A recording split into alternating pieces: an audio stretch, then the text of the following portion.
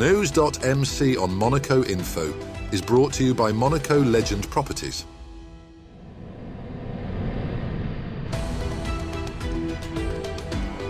Bringing you news on Monaco's economy, culture, sports and more. Welcome to NEWS.MC, your English rendezvous on Monaco Info. Coming up on NEWS.MC, discover past week's top stories and meet the people who make Monaco. My name is Louise Grether. I'm the director of Sotheby's Monaco and the president of Monaco Art Week, and you are watching NEWS.MC on Monaco Info. What's been making headline in the past week? Monaco's annual diplomatic conference brought together its 17 ambassadors in the Principality on April the 9th to review foreign policy priorities and strengthen coordination. Organised by the Department of External Relations and Cooperation and led by Isabelle Berro-Amadeï, the meeting addressed key themes including security, attractiveness and the fight against financial crime. Ambassadors also shared updates from their respective postings, highlighting major anniversaries such as Monaco's ties with Spain and the United States. The conference coincided with the visit of Alain Berset, who engaged with diplomats on multilateral issues. The gathering reaffirmed Monaco's commitment to an active, coordinated and forward-looking international presence.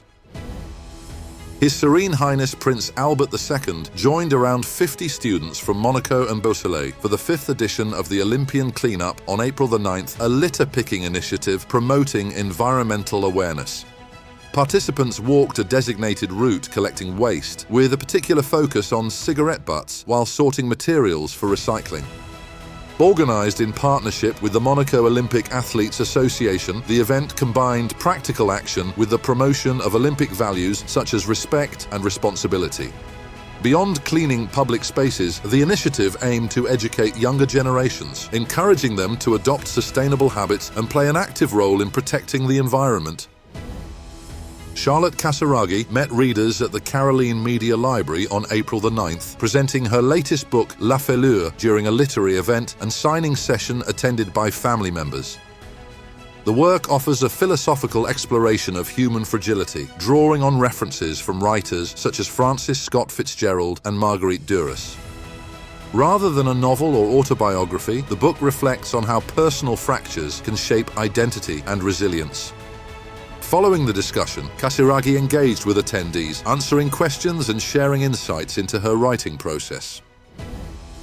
Code Sport Monaco hosted its first awards night on April the 9th, celebrating key figures who contribute to the Principality's sporting life. Founded in 2012, the publication highlights not only major events, but also the often overlooked individuals behind them. Around 130 guests attended the evening, which provided an opportunity to exchange stories and reflect on the magazine's role within Monaco's sports community. Among those honoured were His Serene Highness Prince Albert II, who also attended the event alongside leading figures from the Olympic and motorsport sectors. The event also marked the release of the latest issue, reinforcing the magazine's commitment to promoting sport at all levels. The Green Shift Festival, that concluded on April the 11th, brought together environmental awareness and personal well-being, offering a holistic approach to sustainability. From its first edition, organisers emphasised the importance of reconnecting with oneself as a foundation for engaging with others and the environment. In partnership with the Kate Powers Foundation, the programme featured activities such as yoga, breathing workshops and sound therapy. These sessions encourage participants to slow down and reconnect with nature.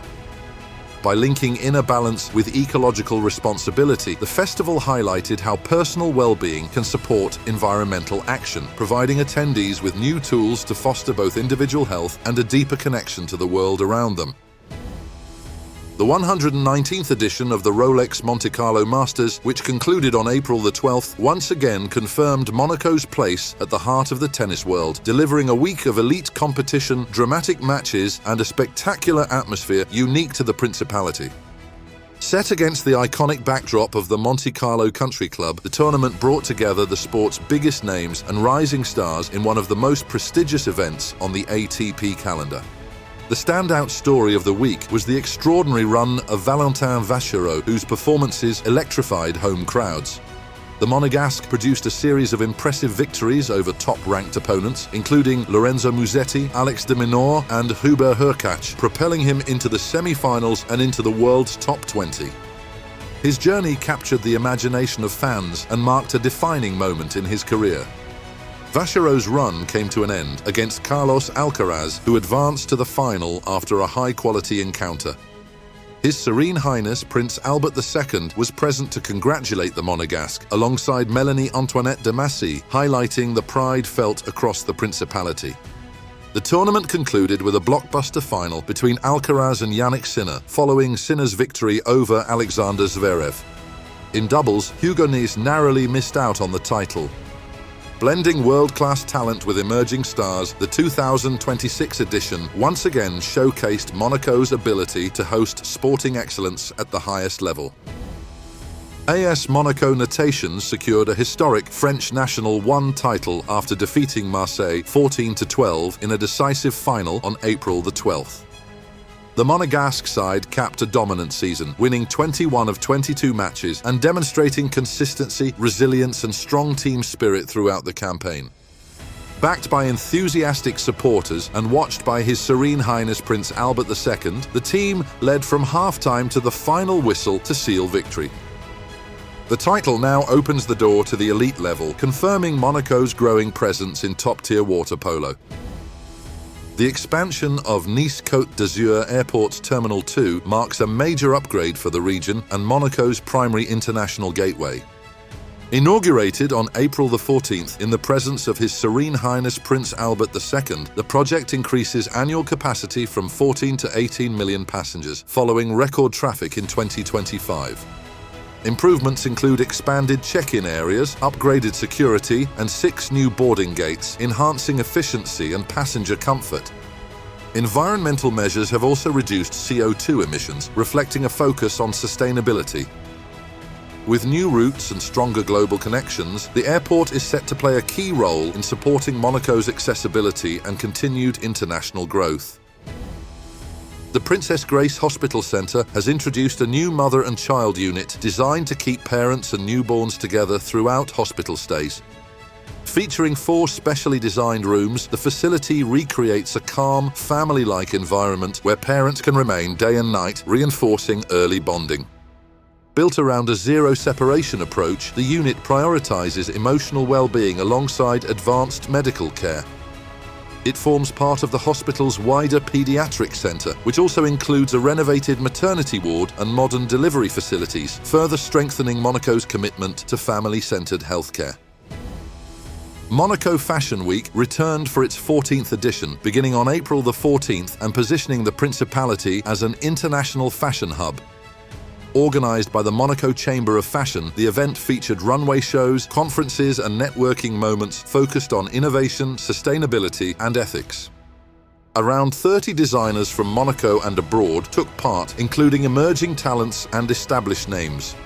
Highlights included shows at the Yacht Club de Monaco and a strong emphasis on eco-conscious fashion.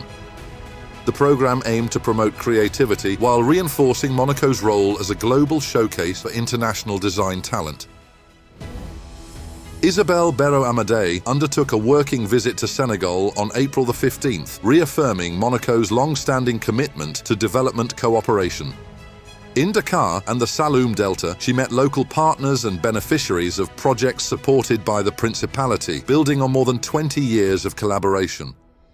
The visit followed the signing of a new framework agreement aimed at strengthening ties and supporting Senegal's national priorities. Monaco currently supports 16 projects in the country, focusing on areas such as child protection and healthcare. Initiatives include assistance for vulnerable children and support for medical infrastructure, notably at the Order of Malta Hospital. The visit highlighted the tangible impact of this cooperation, with a continued emphasis on long-term partnerships designed to improve living conditions and provide sustainable support for local communities. Monaco continued its One Birth, One Tree initiative with a symbolic planting ceremony at the St. James Garden near Casino Square on April the 15th.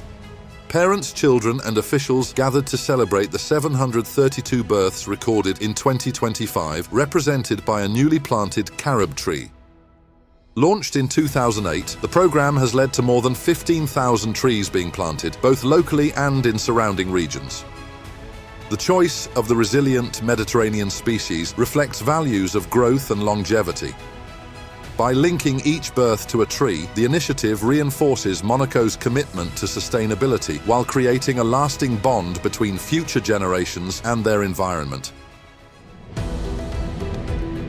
Next up, our exclusive interview with the personalities making the Principality. My name is Louise Grether. I'm the director of Sotheby's Monaco and the president of Monaco Art Week. I grew up in Hampshire, in a little village close to Winchester in England. Went to the local convent school until I was 18. I went to Edinburgh University in Scotland. Then, after a few years of work experience in London, I then went on to do my master's at Johns Hopkins University in the States. I studied economics and politics at Edinburgh, and then I was happy to go into the workplace for a few years of experience, and then I was sort of catapulted into the work environment. I've had quite an eclectic background in terms of jobs. I started my work experience for a television programme for the BBC called Crime Watch UK. The programme worked with local police forces to solve unsolved crimes. You have to think on your feet, you have to be creative, you have to put all the pieces of a puzzle together. And I think I'm still doing that in some ways. I worked a little bit for the European Union on election monitoring missions. This was a fascinating period of my time when, having studied politics, it was, we're on the ground. And then I got married to a Monegasque and I moved to Monaco. And obviously I'm not going to continue with my investigations here. I had to put it behind me. And I was very lucky to meet François Tajan, who at the time was the owner of Arcurel, the French auction house. And he suggested to me to open the office for Arcurel in Monaco. And at the time I thought he was absolutely mad because my French wasn't up to it. And I had never worked in the auction business. Literally never. We quickly became a very successful office in Europe, and I absolutely loved my time with Arcurel. And then Sotheby's came to headhunt me 4 or 5 years ago, and it was a step up because it's a very different auction house, which is split into global fine art and luxury. We've also got RM Sotheby's, which is the car side of Sotheby's, which is partially owned by Sotheby's. In fact, we're doing an auction here in Monaco at the end of April this year during the historic Grand Prix. And then the Sotheby's real estate is a separate entity. We don't host auctions in Monaco. We host them if there's a special reason to host them. For example, the Karl Lagerfeld was hosted about 3 or 4 years ago here in Monaco. We have a car auction during the historic Grand Prix, RM Sotheby's, once every 2 years. But aside from that, we are a hub, I would say, for Sotheby's in general. Monaco, we organise private sales, we organise expertise days. We're here to service our clients in the region, to go and visit collections and really provide the sort of human contact for our clients here. Monaco Art Week is an association of all the galleries and auction houses in Monaco with the aim of promoting Monaco as an art destination. And I think it's very nice because we all work together. It's a sort of framework for local actors to come together and promote Monaco. This year we're doing it at the end of April, just after the historic Grand Prix, at the same time as Art Monte Carlo, which is the fair in the Grimaldi Forum. We're in our 8th edition this year. We're very lucky to have the Haut Patronage du Prince. La Princesse Caroline also has supported us very closely over the years. Every gallery has their own exhibition, obviously. Monseigneur is officially opening Monaco Art Week this year on the first day. It's not easy, and that really is the anchor for Monaco in terms of the exhibitions that go on here without any shadow of doubt. We have to look forward and we have to think positively. It's the best way to be. Move with the times. The times are moving so quickly. We have to look at new markets, new collectors, new thought processes, different ways of living with objects. I think Monaco culturally has an awful lot of clout on the world stage. And look at the cultural scene that we have here with the opera, the ballet. I see that with Monaco Art Week. There's a lot of interest, and certainly the residents want to support any initiatives that we do here. So these are all very good signs. Well, I think we can't really compare Monaco to Hong Kong or anywhere else in terms of art, although we have some of our biggest collectors living here. The residents here are very discreet. There are some exceptional collections. Sotheby's Monaco acts as a great hub, a sort of crossroads between Europe and the Middle East. We do our best here at Sotheby's Monaco to provide a very hands-on and personal service to our clients who are based here and all across, all the way from Saint-Remo to Marseille. So we're not just looking after Monaco. I think it always takes time because, I'm British by origin. So to really change your mindset and to become attached to a place is definitely a process. I don't think you can suddenly claim to love a place and a principality like this without living here and experiencing it, and also trying to show that you're a part of it and champion Monaco outside Monaco itself, which I try to do with my work and my position as president of Monaco Art Week. That's all for today. Thank you for watching News.MC, your English rendezvous on Monaco Info. Discover the full interview and more stories on our websites, News.MC and MonacoInfo.com. Next week, we will receive Joel Girardi, founder of Academia Fine Art. This show is intended to provide a summary of the past week's top stories for the English-speaking audience. For daily and real-time news updates in English, please visit News.MC and subscribe to our free daily newsletter. For French news, visit MonacoInfo.com. This show was brought to you by Monaco Legend Properties.